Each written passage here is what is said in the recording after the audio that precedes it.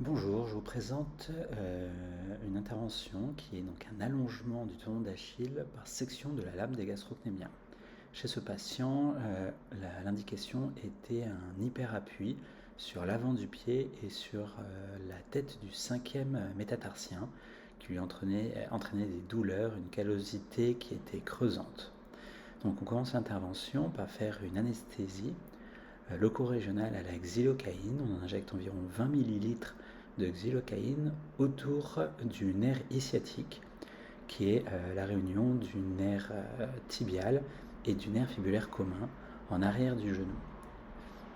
Les 20 ml de xylocaïne sont adaptés au poids du patient afin de rester dans les doses infra-surveillance, c'est-à-dire qu'à ces doses-là, la xylocaïne est extrêmement sécuritaire, c'est-à-dire que cela n'entraîne pas de cardiotoxicité ni de neurotoxicité. Une fois qu'on a fait ça, on repère le nerf sural qui est cette structure folliculaire sur la ligne jaune. C'est le nerf sural étant la seule structure qui pendant l'intervention peut être lésée. Une fois qu'on a fait ça, on repère le gastrocnème médial et on se met à 5 cm plus distal de son insertion. Et ensuite, avec une longue aiguille, on commence à faire une hydrodissection entre le péritendon et la lame des gastrocnémiens afin de mettre en évidence la lame du péritendon et d'écarter un maximum le nerf sural. On fait ça donc de façon répétitive afin d'obtenir un espace suffisamment important. Une fois qu'on considère que l'espace est suffisamment important, avec un crochet que je passe dans cet espace donc, qui a été hydrodisséqué avec du sérum physiologique, je passe un crochet le long de la lame des gastrocnémiens et j'essaie d'aller le plus latéral possible afin de sectionner la lame des gastrocnémiens dans son intégralité. C'est une section transversale qui va s'écarter et en espace de 2 mois, la cicatrisation va permettre la nouvelle continuité du tendon d'Achille. Le tendon d'Achille continue de fonctionner sans immobilisation parce qu'un troisième muscle, le muscle solaire, qui est situé plus en avant sur la jambe, va faire fonctionner le tendon d'Achille à lui tout seul pendant que la cicatrisation de la lame des gastrocnémiens de façon allongée se fera. Il n'est pas démontré que l'on perd de la force en faisant cette section et cet allongement, et cette intervention est faite notamment chez les sportifs pour des indications comme des tendinopathies d'Achille.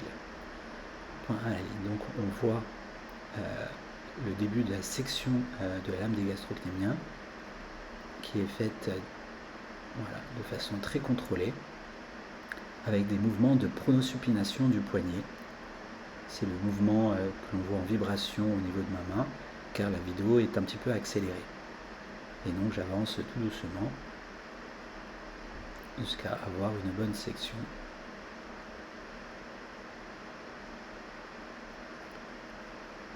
Là, j'appuie un petit peu sur le crochet pour avoir une plus grande efficacité.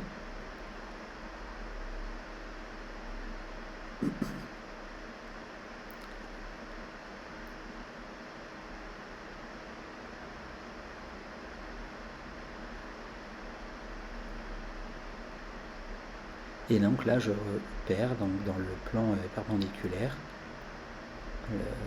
l'allongement que j'ai obtenu. J'ai vu à un endroit notamment très en latéral que la section n'était pas complète. Donc je complète cela.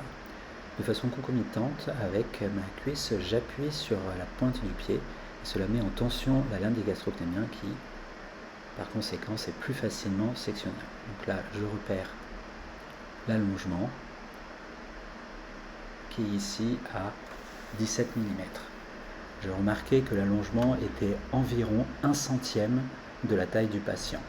Ce patient mesurait environ mesurait à peu près 1,75 m et comme j'ai 17 mm d'allongement, ça veut dire que l'allongement est complet et que je peux m'arrêter là. Ensuite, je fais tout simplement un pansement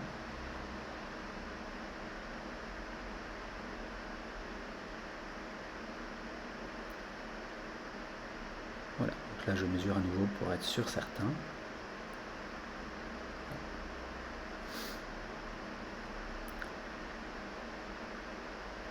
Et donc la seule cicatrice est le point de ponction de l'aiguille. Et c'est par ce point de ponction que j'introduis le crochet. Merci.